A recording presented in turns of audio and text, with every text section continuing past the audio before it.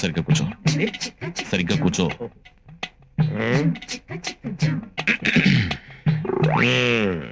పెళ్లి కూతుర్ని పిలిపించమంటావా? పిలిపించమంటాడు బాబా, అందుకే వచ్చింది. పిలిపించు. అమ్మాయిని ఒకసారి పిలిపించండి. కూర్చోండి, పిల్ల తండ్రి నేను ఉన్నానుగా, పిలుస్తాను. అమ్మా, రాజన్న వచ్చినాడు, పెళ్లి కొడుకు రాంబ్రహ్మ వచ్చినాడు, వాళ్ళ సైడ్ బంధువులు అందరూ వచ్చినారు. ఒక్కసారి వచ్చిపోమ్మా మెరుపుతీగా. బావా, పెళ్లి కూతురు నిన్ను చూసావా?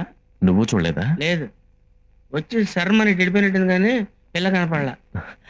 మా వాడు అమ్మాయిని సరిగ్గా చూడలేదంట, మళ్ళీ ఒకసారి రమ్మంటారా? అట్టాగా.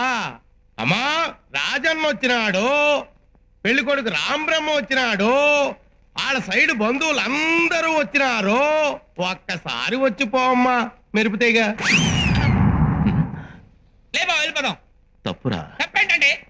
ఇందాక నేను చీర కనపడింది, ఇప్పుడు అసలు ఏమీ కనపడలా. ఏమి చూడకుండా పెళ్లి చేసుకుంటావా? పిల్లకి కొంచెం సిగ్గెక్కువ, తుర్రుమంటది, అందుకే మెరుపు తీగని పేరు పెట్టిన. మీరు ఏ పేరు పెట్టుకుంటే మాకెందుకండి?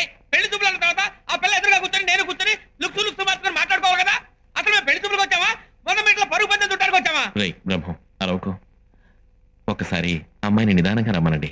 దాన్నేం భాగ్యం. అట్టాగే.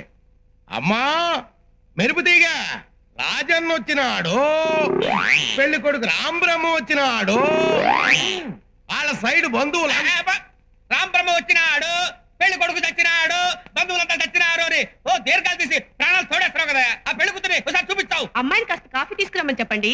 అట్టాగా. అట్టాగే. కాఫీ తీసుకురా అమ్మా మెరుపు తీగ. కాఫీ నాకు అలవాట్లేదమ్మా. Coffee welcome. కాలిందా?